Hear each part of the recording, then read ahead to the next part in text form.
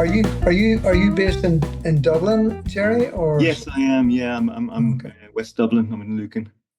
Okay, okay, very good. So you're not too far away. No, just down the road. Yeah, yeah, very good. So, So, I think probably since you're celebrating 50 years building this year, congratulations, by the way. thank you. Yeah, Um, I suppose let's talk a little bit of history, if that's okay with you. sure. And I mean, we generally like to kind of ask people about how they ended up in this racket.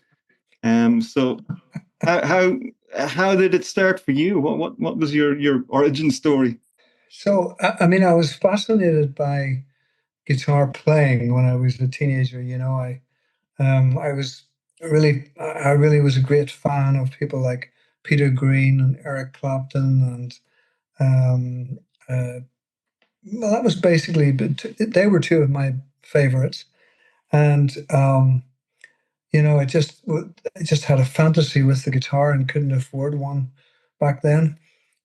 So I decided to try and make one. And the first guitar I made was an electric when I was about 18, and it weighed a ton, and but it kind of played all right. I got a stereo wiring loom, and I had double humbuckers on it and all that. So it was, yeah, it was playable. Um, and the only guitar that I had other than that back then was one called a Watkins Rapier, which cost about 30 quid or something back then. Yeah, I remember the So Rapiers. They're very cool actually, and there's a reissue of them, I think, at the moment. is there? I think so. I'm pretty sure I've seen one in the last couple of years. Yeah, yeah, yeah, So they're cool again. yeah. Oh, good. Okay, I should have kept mine then. But yeah, that was how I got started, and then I bought. Actually, I heard about Tony Zamatis building guitars for Eric Clapton and Donovan and Paul McCartney and all these different people, and I kind of thought, well, so if this guy is a carpenter, and yet he's building guitars for Eric Clapton and people like that, so I thought, wow, something to that's really surprised me. So I called up, I found his address and I phoned him up to ask him where I could get some information. And his wife actually told me about um, a little book by John Bailey, an English guitar maker. And I bought it. I think it cost me about £1 or something like that. A tiny little book like that about how to build your own guitar, and I started off with that. And there were some amazing little nuggets of information in there. So I'm eternally grateful to John Bailey. He's no longer with us, but I'm eternally grateful to him for writing such a delightful little book. It was hand typed, and all the drawings were hand done and everything. It was really, really nice. I still have it, Fantastic, Yeah. fantastic. So yeah. Can I ask you actually, out of curiosity more than anything, if your first guitar was an electric, and by the way, a stereo wiring loom is pretty ambitious for your first guitar. Yeah. Um, why the move from that to acoustic?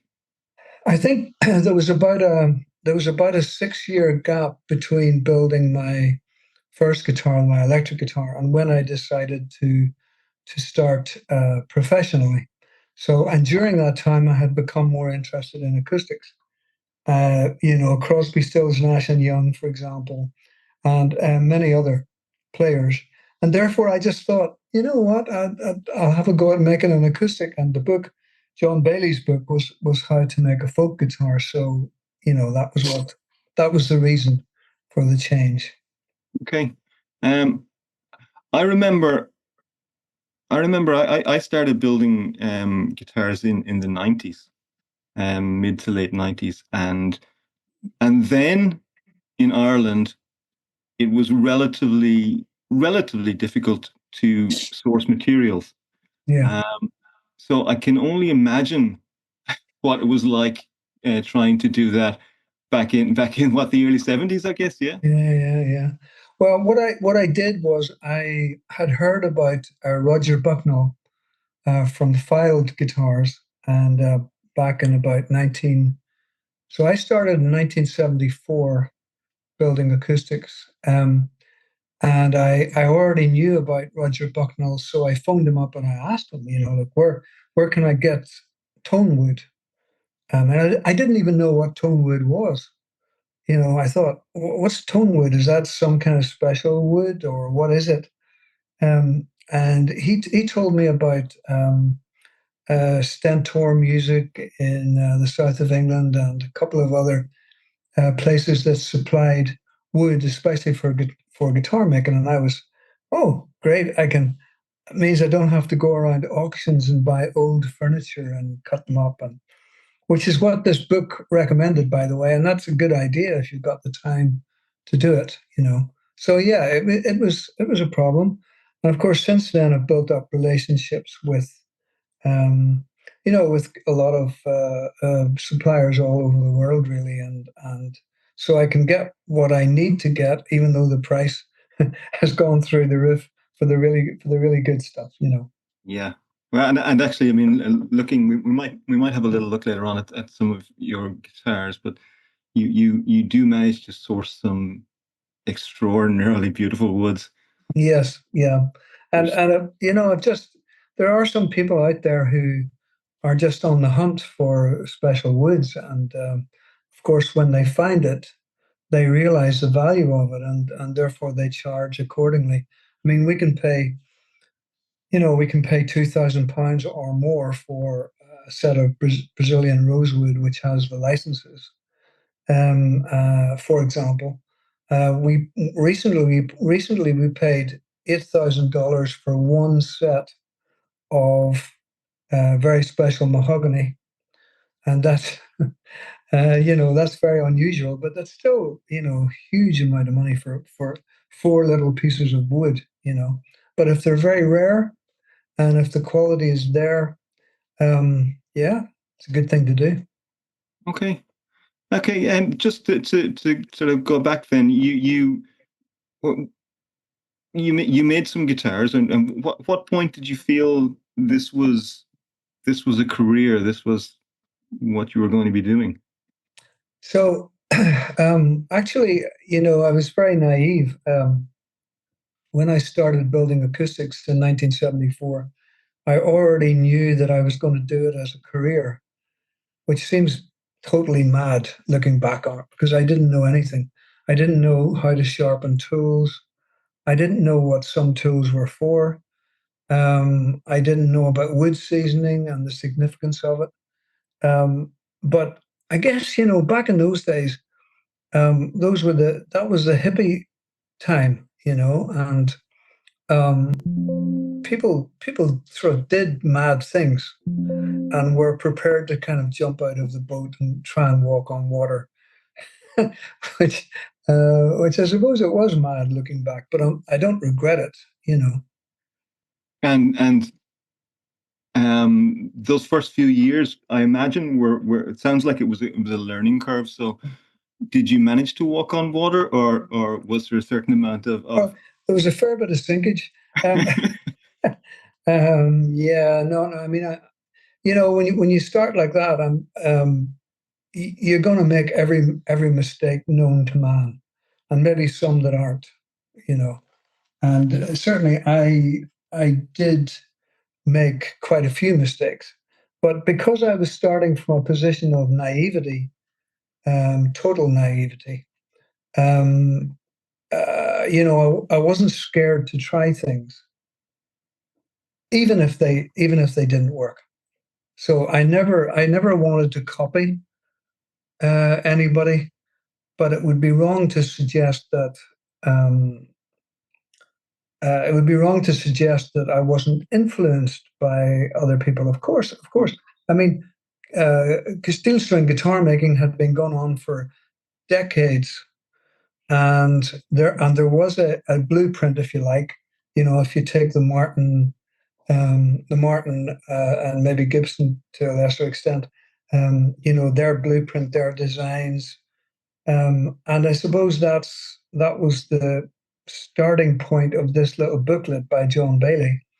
But even from the very beginning, I didn't, in my naivety, I didn't accept that. And I tried, even with the very first guitars, I tried things, you know, with the bracing and so on. And I had no idea what I was doing, but I was trying things at least.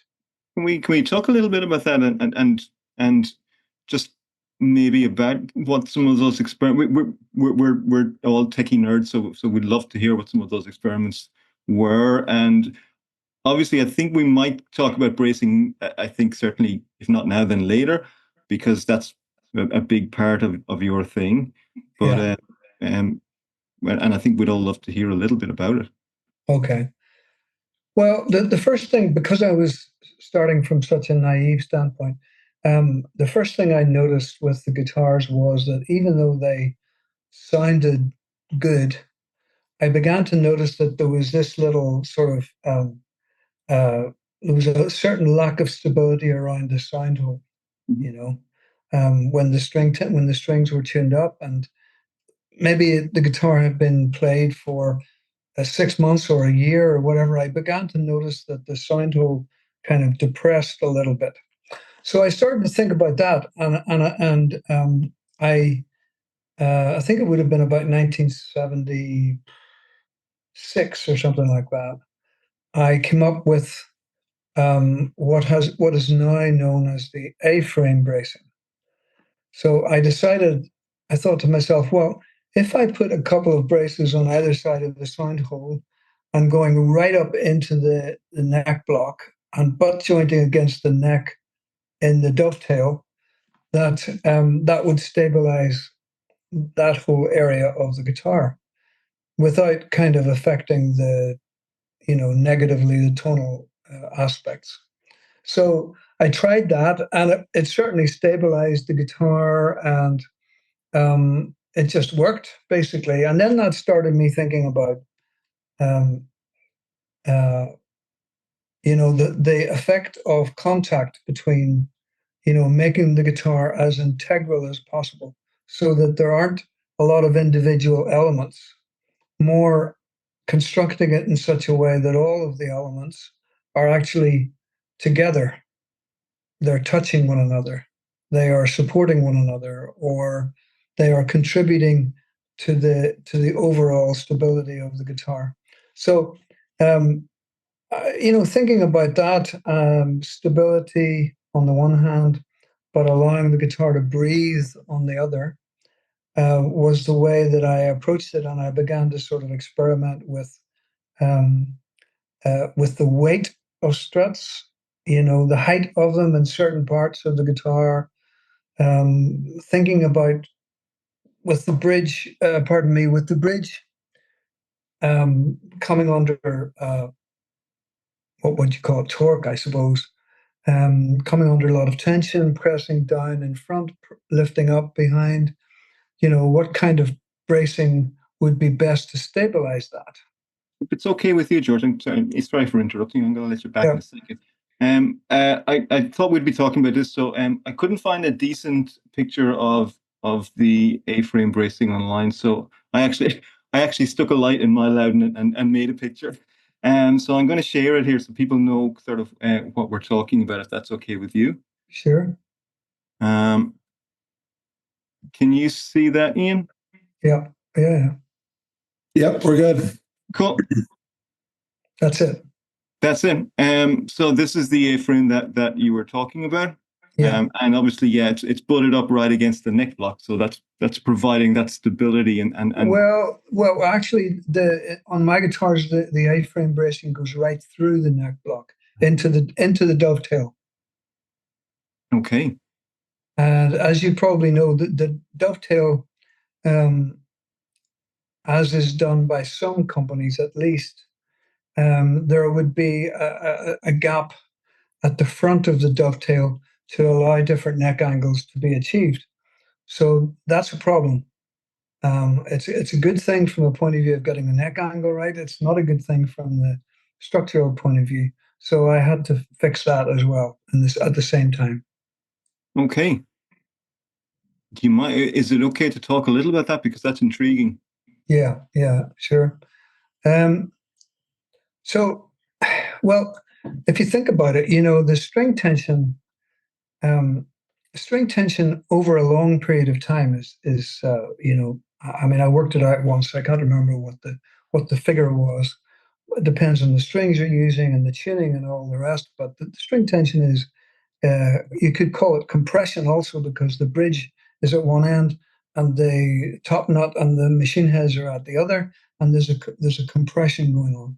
So if you have a gap in there where there's nothing or very little holding that, stopping that compression from happening, it's a bit like the golf swing. Everybody who tries to play golf, and I'm one of them, everybody who tries to play golf realizes that um, uh, if you stop yourself from swaying, you actually can release more power. So it's the same principle that if you stabilize the area between the front of the bridge and the neck joint itself, if you stabilize that whole area, and the neck itself is of a solid construction, then you're going to get a better sustain and very little leakage of power. So that's my kind of thinking. And since we're on the bracing discussion anyway, the phrase that I remember reading quite a lot about your guitars was dolphin strut bracing, Dolphin strut, yeah, dolphin profile, yeah. dolphin profile, excuse me. Yeah. Would you mind just talking us through that? Because I'll be honest, I don't think I understand. Okay. So this is, you probably, I'm sure you all know that most strutting patterns, when the struts approach the edge of the guitar, they are pared down. They're not as stiff near the edge of the guitar. Mhm. And there's a good reason for that, and that is because the edge of the guitar is very stable. It's very stiff. Um, it's got the whole width of the sides underneath it, so it doesn't. Yeah, it's very stable. So that's why you can afford to actually pare the struts down a bit at the edges, and also, so that's one aspect of the dolphin profile. The other aspect is that as a strut approaches another strut and is actually joined to that other strut, that strut is approaching a stiff area also. So if you think about it, you should be paring the struts down where they approach another strut as well. So that's why you get that kind of arched carving profile.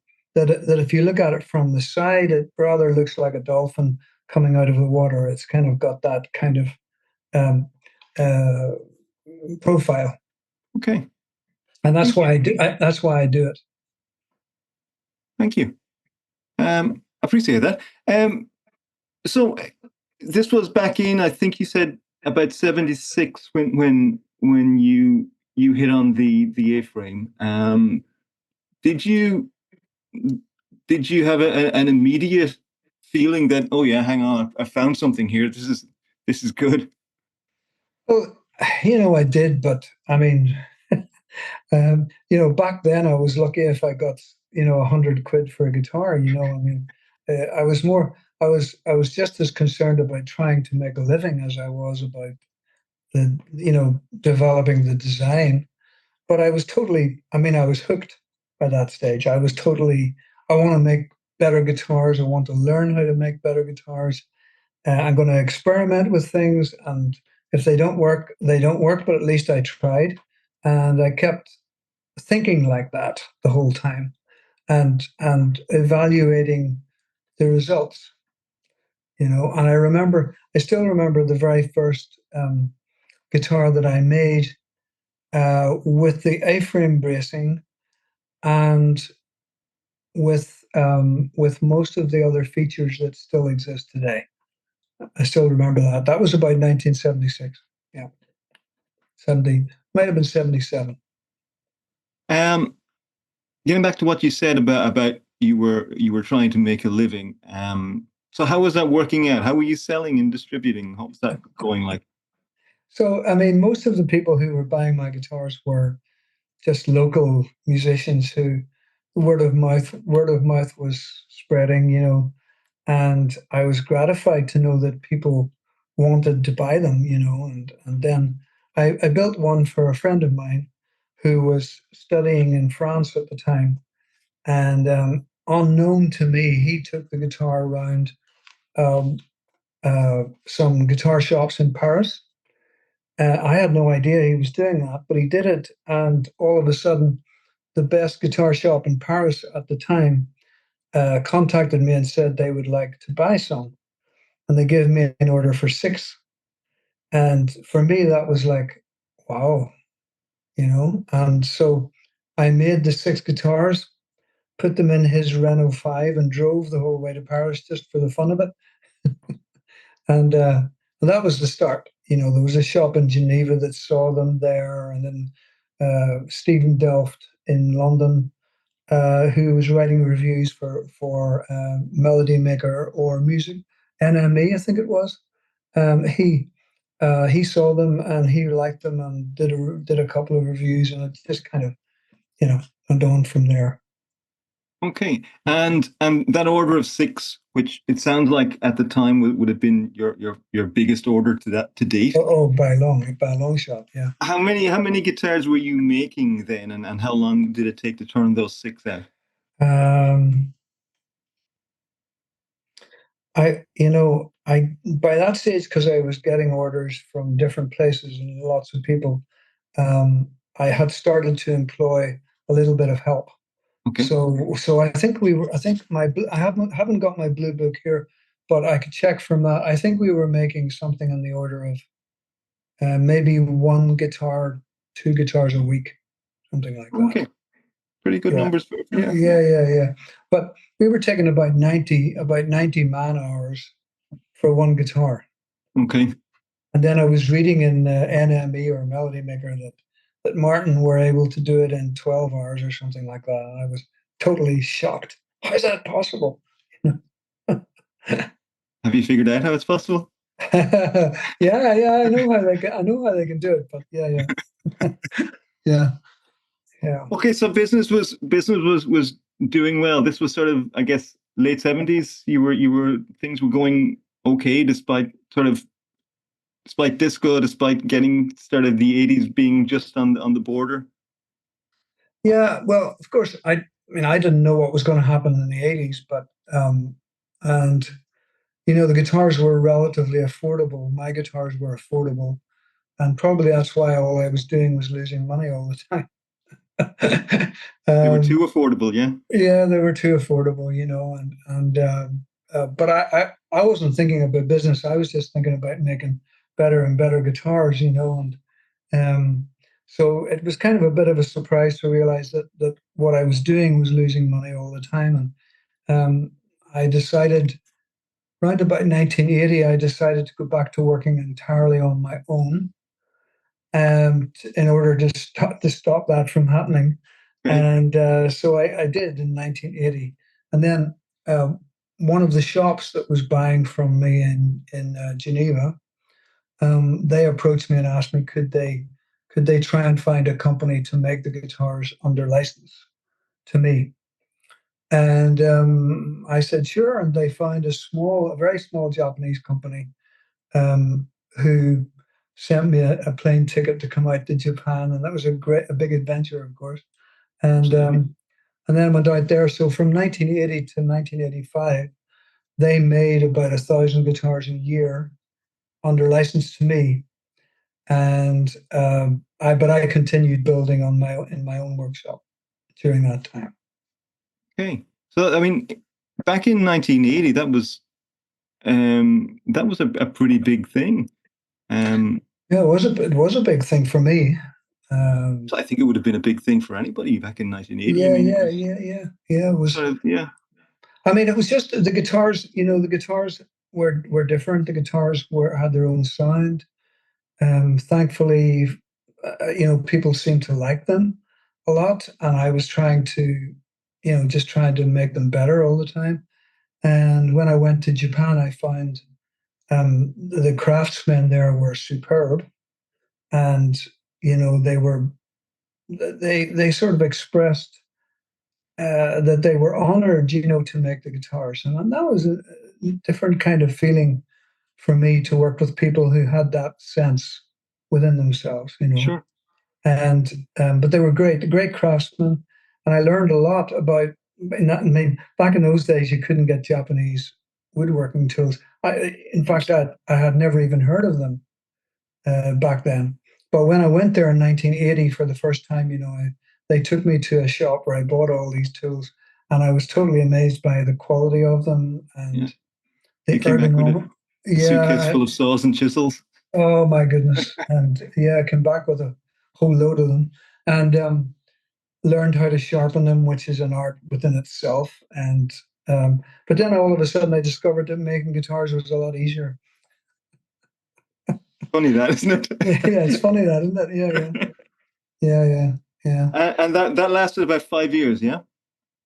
It lasted about 5 years, and it was, there was a lot of good things about it. There were some bad things about it. Like, for example, back then there was no email. Back then, fax machines were just starting, I think. So we communicated by airmail, and so therefore, letters would cross in the post all the time. It's quite funny, and it was funny and frustrating. Yeah, I mean, it would be a lot easier to do that now than back then. absolutely. You said that their guitars, especially in the earlier ones, had a sound of their own, a little bit of a different tone. Do you Yeah, have a sense for why that was? Was it construction methods or materials, or what do you it think? was, it was everything. I mean, the design of a guitar. Look, I don't consider myself as having, I don't know everything about guitar construction, and guitar design. There are still plenty of things that I would like to experiment with, and I'm sure after me there will be plenty of people who will experiment further. But at the same time, I had followed the path as I understood it, guitar by guitar, and had come up with a design that was based on certain principles of integrity. All the parts working together, uh, principles about how sound is transferred through wood, and so all those kind of things, and working with the stiffness in certain areas of the soundboard, less stiff in others, and so on, and just thinking all those things through, and had led me to the point where I um, was gratified, I suppose, that people seemed to like the guitars a lot, and to my surprise, the market for them was much greater than I could supply at the time. Yeah. Um, and after the 5 years, the Japanese licensing came to an end, I think, yeah. Yes. Yeah. Um, And I decided to start a workshop back home again. What happened? I mean, there was a lot of Japanese companies back then which were closing down. It was just the acoustic guitar market in the 80s went through the floor. sure. Everything was electronics, Yeah. electronic keyboards and so on. So there was a lot of factories closing, and the one that was making my guitars was closed by its owners, and they wanted to move production of my guitars to another factory. And I had been to the other factory, and I wasn't so happy with that. So Okay. I decided to start again here in Ireland. Okay. Okay. So at that, I mean, you had been building yourself over that period as well, but Yeah, you decided to get a team together again, essentially. Yeah. that's right. Yeah, Okay. exactly. Did Uh, you start off small or did you jump in big? well, we started off small. I mean, we ended up with 10 people within about a year, something like that. Um, but again, the market was extraordinarily flat. It wasn't exactly a very good time just back then, Right. which I mean is laughable, Yeah. really. And I know £300 is a lot more now, but it's Even still. so, and back then, for that £300, how many person hours would have been going into a guitar for that 300? How many hours did you Yeah, say? yeah, Probably by that stage, something like 40. 40. Okay, doing the sums, that doesn't work out It terribly doesn't. good. It doesn't work out, does it? And but of course, I mean, it was either that or else, go to go to a different factory in Japan, and Yeah. I wasn't really happy with that. So Okay. yeah, yeah. Okay, and how sustainable was that then? Because it sounds like it's something that would be hard to do for a long time. In the market in the mid 80s, getting that for 40 hours work doesn't sound like it was. No, it wasn't working. Um, and of course, I was trying to get the man hours down, Hmm, but it was very difficult. And then my American distributor, had some cash flow difficulties, and that was a knock-on effect to us, combined with all of the other things that were going on money-wise. And I then reached a point again where I sort of thought this is not working. So there was a group of people, local people, who came along, and um, they wanted to buy the company, but they asked if I would stay on as designer or quality controller or whatever. So I okay, did. I signed that deal, and I did that. And that lasted for about 14 years. And I still continue to make guitars on my own at the same time. You know. okay. Yeah. Um, the guitars, the guitars you made on your own at that time were they sold as part of that agreement, or were they sold as your guitars? Oh no, they were sold as my own Okay, guitars. Yeah, yeah, okay, yeah, yeah, yeah. I had a little workshop out the back of my house, and of course that was where I was happiest. yeah, I hear you. um, Mm. okay, so I mean, I think I remember that period. And I think, to be honest, I think my Lowden is from that period. Yeah, Um, probably. I don't know if that's a good thing or a bad thing in your eyes. Hopefully, it's okay. I'm sure. Um, I'm sure it is. Yeah, yeah. it's it's a lovely guitar. I'm very happy with it. Um, Great. but you said that lasted about 14 years. So obviously that came to an end too. Had it run So, its course, or what had happened? well, it came to an end around about 2000, and basically the people who ran that company and used my designs and so on. They wanted to do certain things. They wanted to go to Korea and get some guitars made, and they wanted to do certain things that I wasn't happy with. So I decided to take the license back, which is what I did. Started all over again in Downpatrick in 2004. Yeah. And everything has been, well, I'm sure it's been hard work, but I think everything has been, you've done some incredible stuff since then. Yes. No. No. It's been. Oh, I suppose I've learned a lot over the years, about not only about guitar making. I'm still learning about guitar making, and also learned a lot about business, and some good things and some bad things. And also I came to a kind of an agreement with business that I realized that good business is necessary if you want to be a good guitar maker. You Yeah. know, it's just the way it is. And if your business is really good, then that allows you to be free to express yourself as a guitar maker. You know. I think that's an Um, excellent lesson. yeah, so that's what I've been doing since then. There's now about 50 people in the company. Again, that's much bigger than I ever anticipated or wanted, even. um, but the guitars are I hope, better than ever. and developing a lot of new designs and new ideas, both electrics and acoustic, and then also developing a new line of Mhm. high-tech guitars, built here, but at a more affordable price for Ed Sheeran. Yeah, And that was a pivotal moment as well, starting that big project.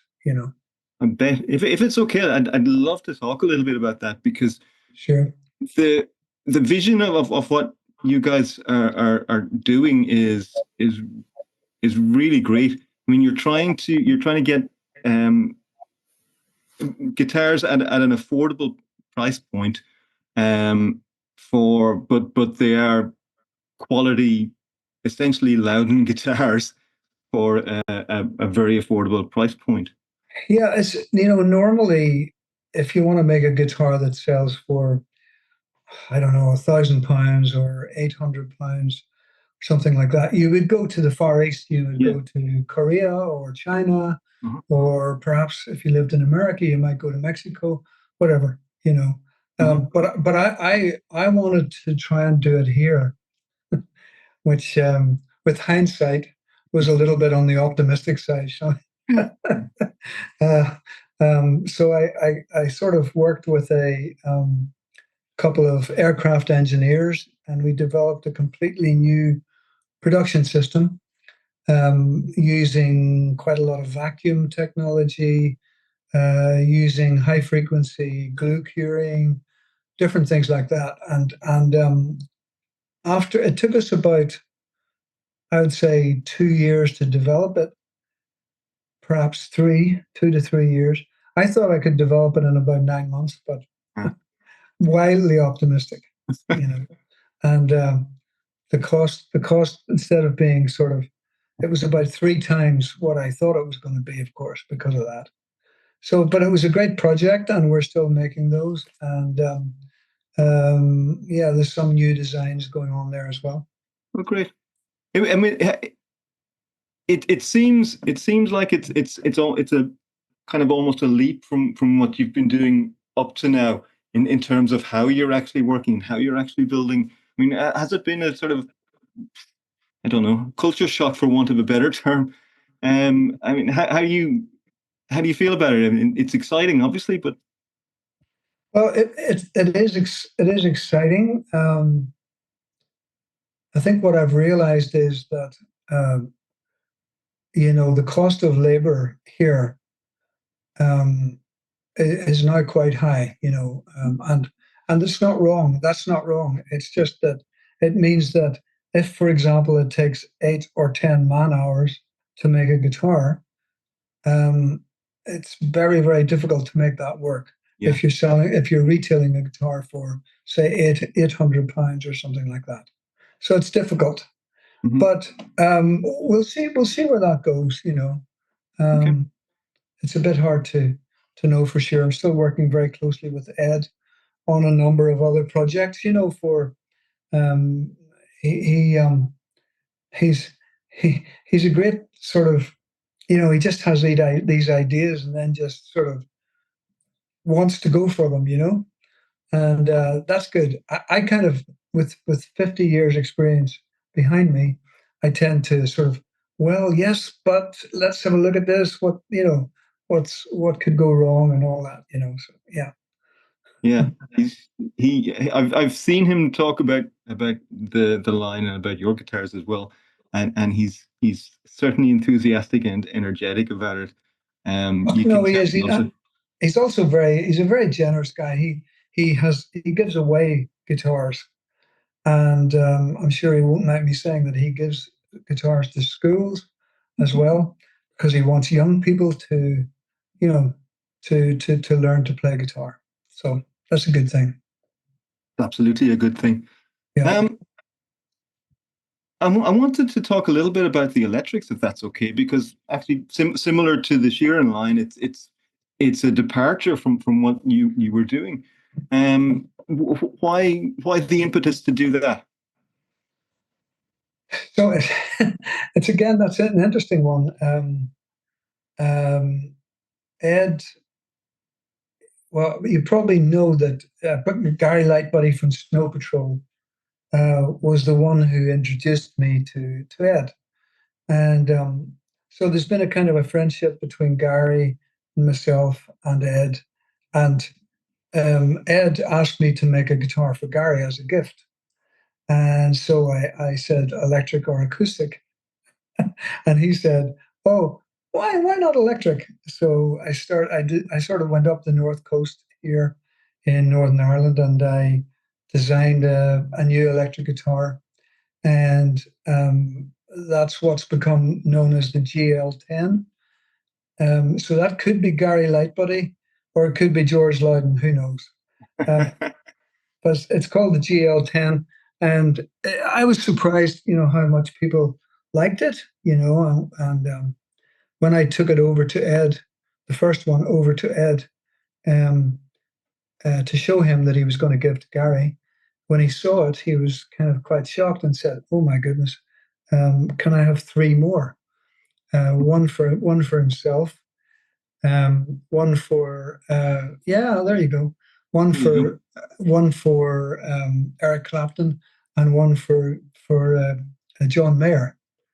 And I was kind of, "Oh, really? Okay, I'm going to go and make those quick." So I did, and yeah, so they're kind of yeah, I was very proud of them how they turned out.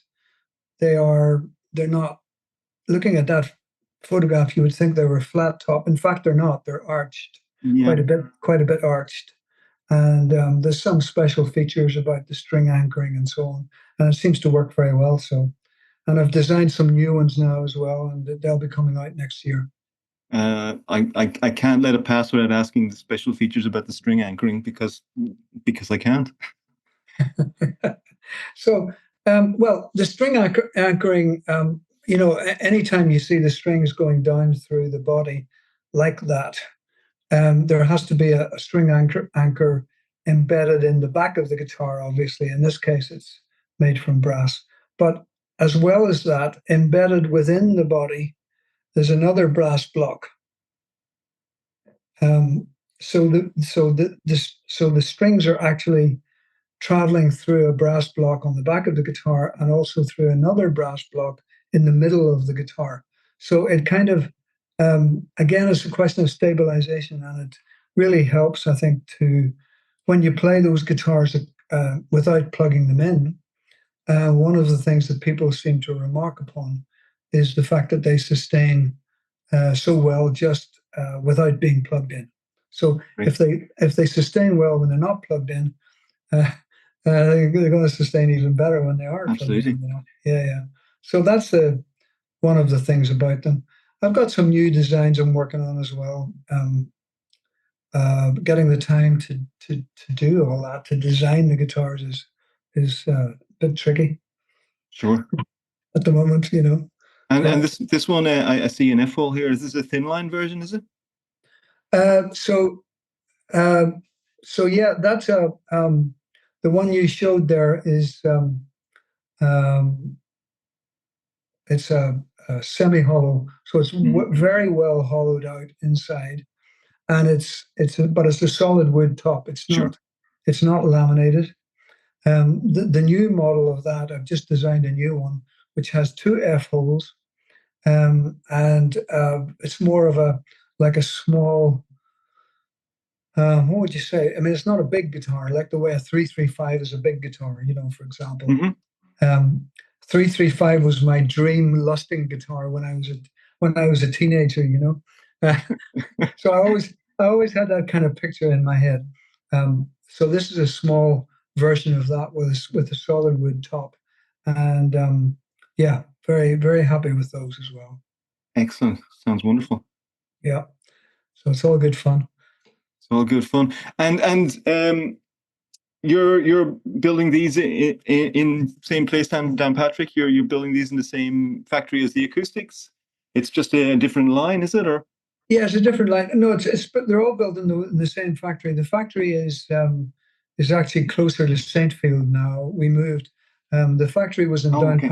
Downpatrick, and we ran out of space, so we moved to an old car repair place in Saintfield, or near Saintfield, and we were no sooner there than we ran out of space there too.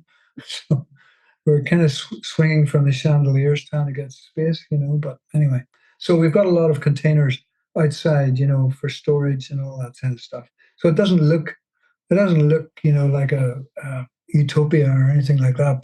But inside, it's amazing. Yeah, I've got a really I've got a really good team of people now.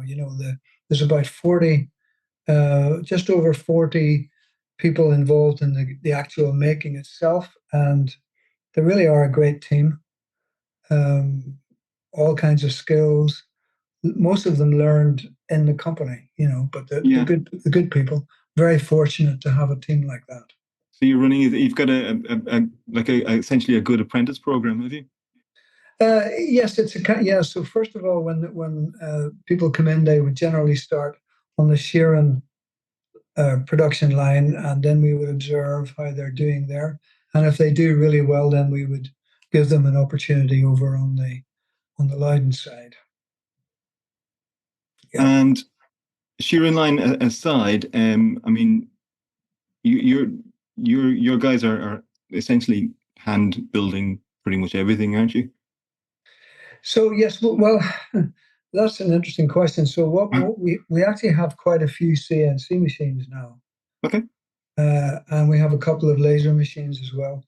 And so what we generally speaking, the principle is that we start everything off either on woodworking machines of some kind, whether they be normal woodworking machines like saws and planers and edgers and spindle molders and so on, routers, or whether they be CNC.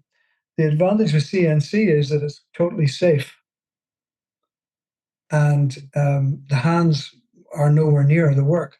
Yeah. And there are other advantages as well, but of course, it does take a lot of time to take the gremlins out of the programs and all that. Mm. Yeah, yeah. But we start everything off by machine and we finish everything off by hand. I mean, for example, the struts, the internal struts of the soundboard, you talked about that before. For example, nowadays we cut them using a laser machine. So what we do is we get the spruce stalk, and we split it once to establish where the split line is in the wood. And then we lay that down in the laser machine with the split line parallel to the machine edge. And then that means that every strut is cut in the laser machine parallel to the split line. Okay. And that's a lot of extra time and a lot of trouble, but these small things can make a difference. But of course, it also means that when the strut comes out of the laser machine, it has a burnt edge on it. Yeah. So we hand plane that off using a block plane, very sharp, sharpened the Japanese way. Yeah. Not a Japanese plane, though, a regular block plane, yeah. Yeah, no. Well, that's actually, in that case, I use an American one, a lead needle stone. But I sharpen it on a Japanese Waterstone, so it's superb. Yeah. Actually, can I ask? I mean, clearly you're still building yourself, and I mean, what way is your day split? I mean, what between building and all of the other stuff that's necessary with trying to run a business? Yeah. Well, if I had my way, I would be at the bench all day. But when you're running a business, you obviously have to keep an eye. So on a typical day, I would spend maybe a third of it in the office, and the other two-thirds walking around the factory, teaching, correcting things that maybe aren't right, making judgment calls, designing new guitars, teaching people how to do various aspects of the building. And I've got two of my sons are working with me as well, so that greatly helps. Yeah. Yeah, I'd heard that, which must be great actually. It's kind of nice that it's a family business now. Yes. Well, I'm in a very fortunate position, you know, of knowing that when I hang up my chisels, um, that two of my sons are going to be taking the business on.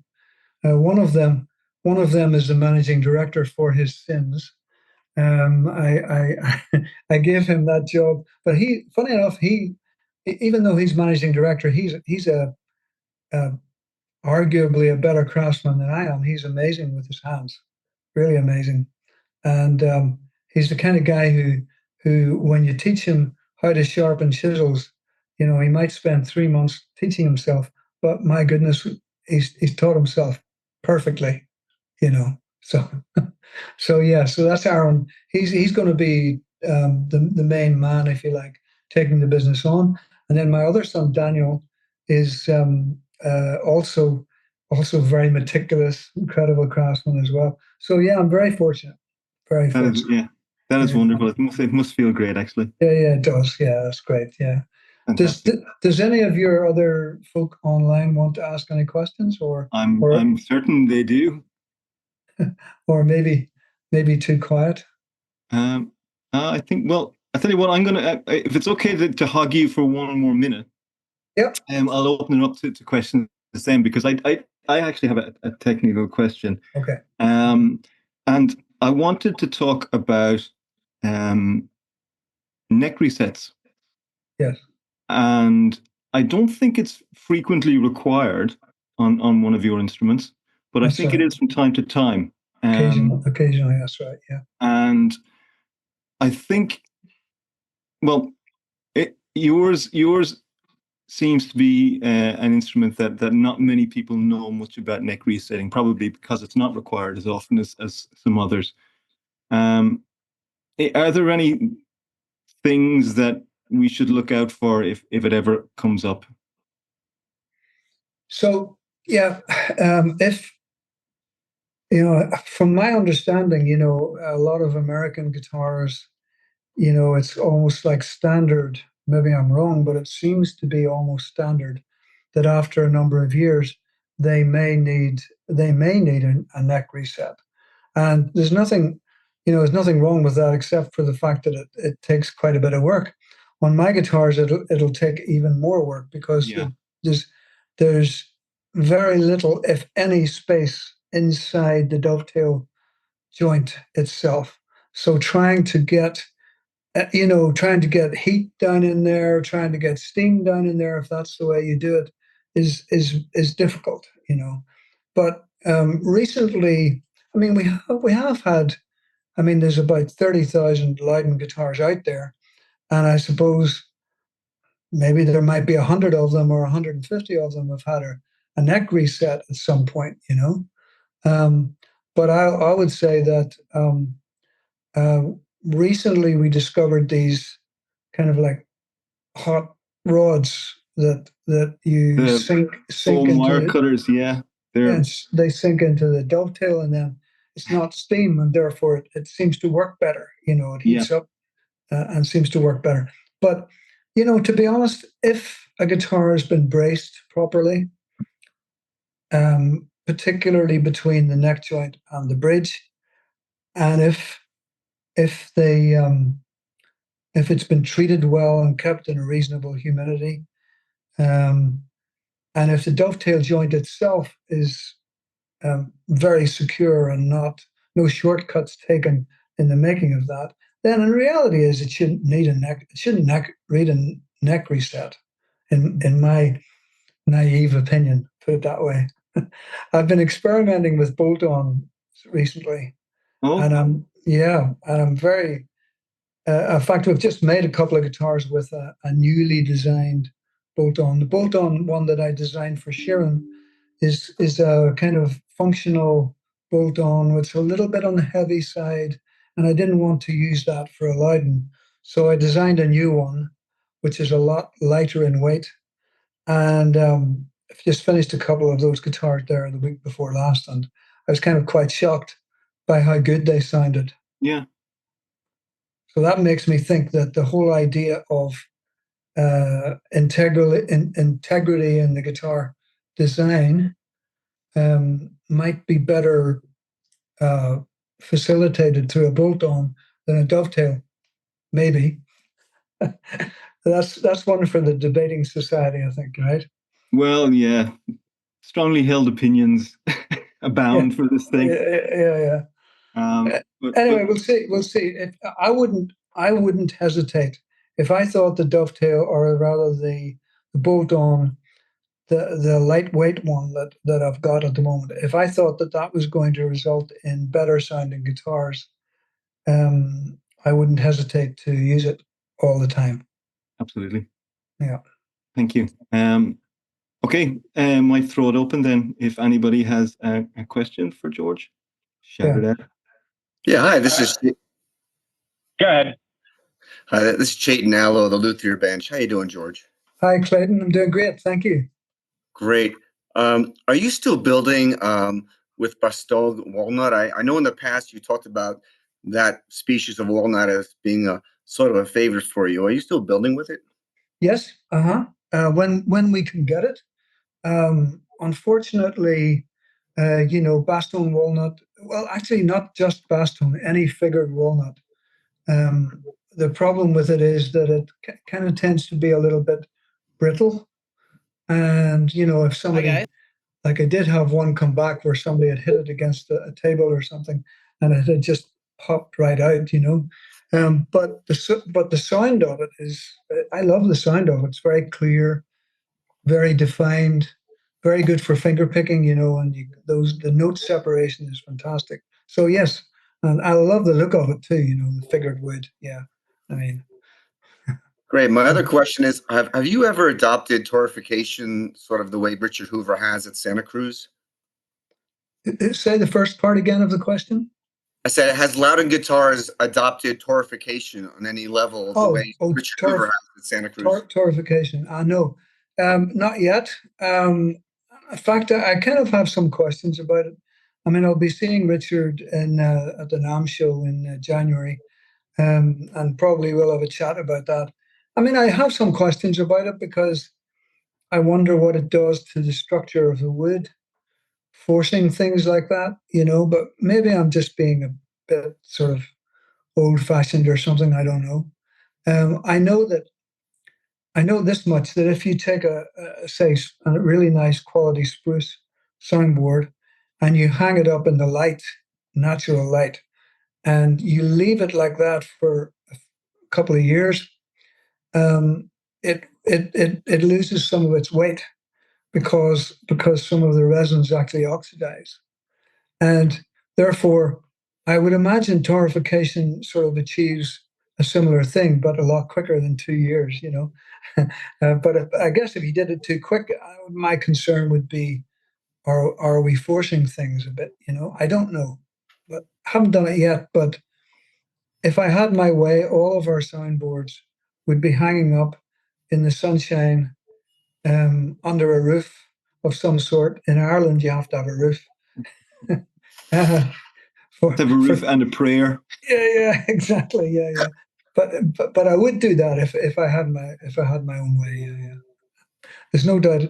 There's no doubt that if the wood is lighter in weight, it gives you a better chance to make a great sounding guitar.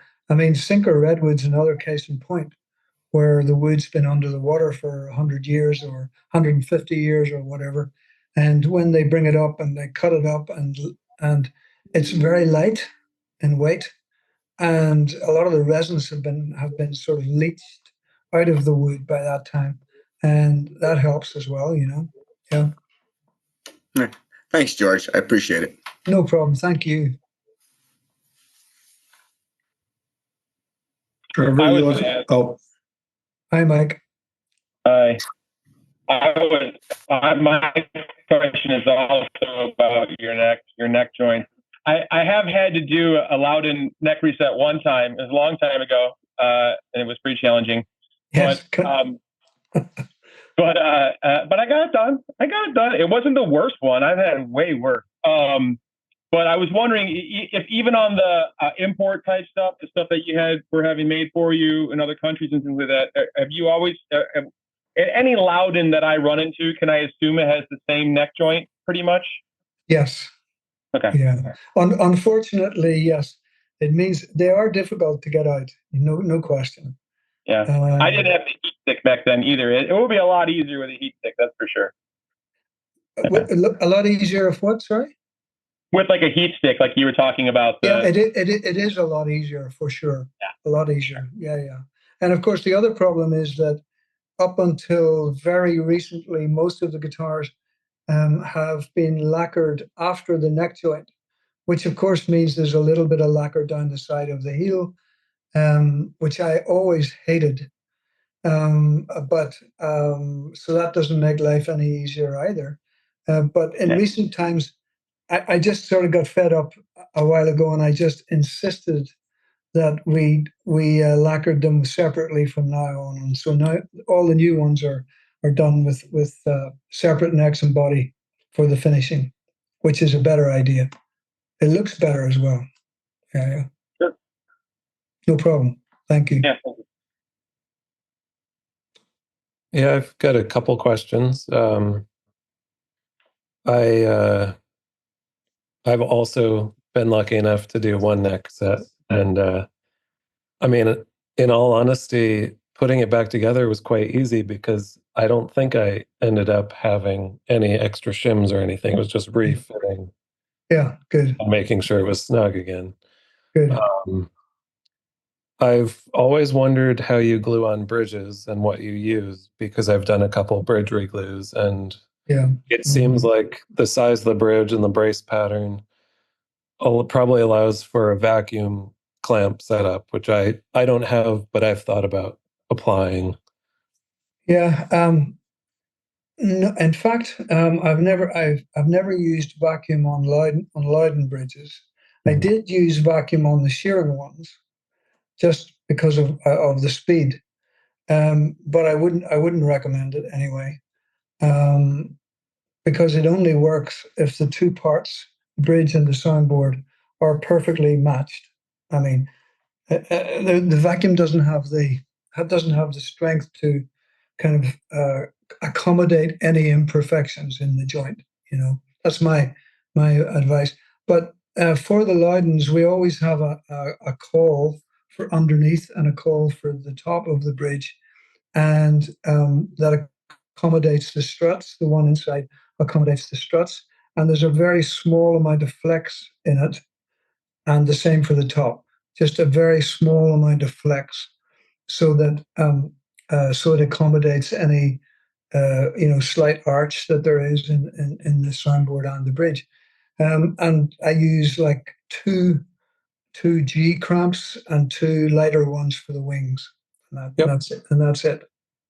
And it works perfectly. And then nowadays it's interesting. What we used to do was we used to put the bridge in position, hold it in position, and then mark around it with a scalpel through the lacquer, and then using a Japanese chisel shave off the lacquer off the soundboard. Nowadays, what we do is we actually route the lacquer off.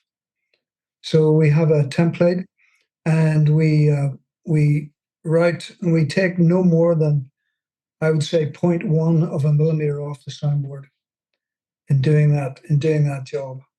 And it works better because you don't have a cut through the lacquer into the soundboard, which is a very bad idea. Did you send a letter to Martin and let them know? Do they still do that? Yeah. Right. Okay. No, a few years ago, I just had the idea, well, surely the lacquer is very consistent in thickness. In our case, it's about 100 microns on the soundboard side. And I was talking to, Steve McCreary from Collings, and he was telling me they have a ultrasonic film gauge thickness thing. So we bought one of those, and that tells us how thick the lacquer is, which is very helpful. So because I knew it was about 100 microns, I knew that we could use, and also the bridges were made in a CNC machine, so they were a consistent size. So I knew that we could, in theory, route the lacquer off and then the bridge would not be sitting on an island anymore, because if you're cutting around with a scalpel, you're going to cut into the soundboard slightly, unless you're really, really, really good and very patient. So yeah, so nowadays we use a router, and it works really, really well. Must say, better than the old way. Yeah. Awesome. Thank you very much. No problem at all. On the subject of bridges, George, if you don't mind my asking, you've always, I think, gone with a pinless bridge. Is that a decision you made for aesthetic reasons, or structural or tone reasons? When I started out, like I told you, I was very naive. I didn't know anything about anything. So my way of thinking was also naive. So I was thinking to myself, well, on traditional guitars, the strings go down through the soundboard, and they're locked in position with pins, and they go up over the top of the saddle. And I was thinking to myself, well, that means that the angle between the strings and the saddle is very steep.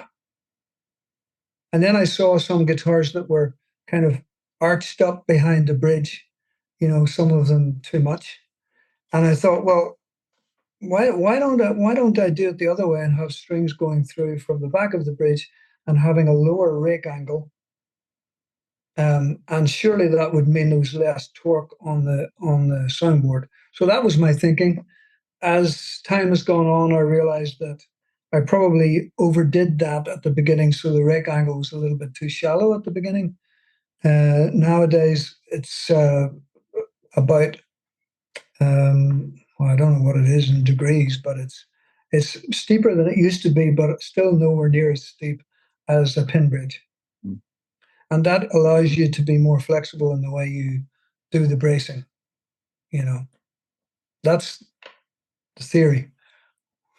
Well, whether it works or not it can only be judged by the player, I guess. But a lot of them don't like pins anyway. So, yeah. Does anybody else have a question? I have one more, if airplane. No problem, Trevor. Yeah. Just simply about finish. I've always assumed that you use a flattened lacquer and then just level it out by hand, and that's the end of it. Am I wrong or right or close? Or so I always liked satin. I never liked gloss very much, although I have to tell you that when I was trying to I used to use polyurethane yacht varnish back in the day, which is an absolute nightmare. I had to put one coat on 3 hours after the previous coat, and all this sort of stuff. Absolute nightmare. But one thing I discovered from doing that was when I tried to buff that lacquer up to a high gloss, it took about 4 hours. And there was so much vibration on the soundboard that those guitars sounded amazing. So I was kind of artificially aging them by buffing them up to a gloss finish. But I've always liked satin, the look of satin. So I use an acrylic polyurethane finish 2-pack, and it usually takes about 6 coats, something like that, 6 coats, and rubbed down flat in between every 2 coats, more or less. And then the final coat, I use start off with 600, then go from 600 to 1,000, and then 2,000. Finally, I use 2,000, and that's it. But the problem is when you're creating a satin finish with an abrasive pad, the problem is that the lines that you're making are going to be the finish. So you have to be like a machine. You have to be dead straight all the time. You can't be sort of going like that. You have to be like a CNC machine, dead straight. But we discovered I stopped using rectangular blocks about 5 or 6 years ago, and started making circular pads, which you can buy for the machines. And then I started using those for hand sanding as well. They're very good for that. Yeah, and Mirka, I use a lot of Mirka products. I don't know if you can get that in the States. I'm sure you can. Yeah, definitely. Yeah, I use a lot of those. I use Abralon 2000 for the final finish, used wet, and that's all I do. Yeah. Fantastic. So, I think Jayton had one more.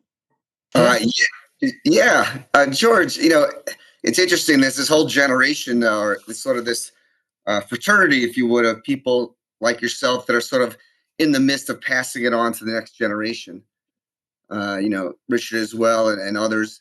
I was reading a story about Antonio de Torres at the end of his life, and one of his helpers was a priest, actually. And when he was passing, he asked him, "Can you pass on this secret to how you make beautiful guitars?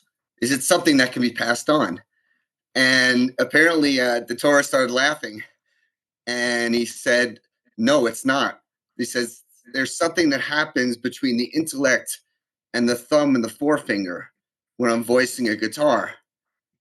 He said, "Father, you've witnessed this miracle many times in the workshop, but it's not something I can pass on." So when I'm thinking about Lowden Guitars, in 50 years, and George, maybe a lot of us are. And I'm not here. Right. So how that is yet to be established, by the way. You might be here. So, how is there an ability to pass on something, the vibe, the magic, the aesthetic of the Lowden guitar to another builder when you're not there? So, that's a really interesting question, because when I started, you all know I told you that I was very naive. I didn't know anything about anything, and I had a very simple approach to things, because when I was looking around at nature, and looking at the trees and looking at the soil and looking at everything, I realized that and some of you may disagree with me about this, but I realized, to my way of thinking, there is a designer behind all of this. And to me, it's impossible to think that this all could have happened just by chance over billions of years, maybe billions of years, but it can't have happened by chance. For us to, it stretches credibility. So for me, my approach was just to pray and ask God to help me to think the right way, because if there is a God, then He knows more about the laws of physics, and He knows more about the soil and how the trees grow, and He knows more about all of that than anybody on earth, that's for sure. So for me, it was a very naive approach that I just asked to be thinking the right way, and I still do that. And that would be the advice that I would give to anybody, doing anything almost, look for wisdom from outside yourself. And the one thing that'll teach you is that the more you know, the more you realize you still have to learn. Thanks, George. All right. Thank you. Thanks, George. I think we've taken up quite a bit of George's Sunday night. So it's okay. I might say thank you to him then, and let him get a cup of tea and get ready for bed. Thanks very much. Thank you, guys. Could everyone please unmute and say thank you to George? Thank you, George. Thank you, George. Thanks, Thank George. you, guys. Thank you, George. Thank you so much, George. Appreciate it. Happy building. Bye.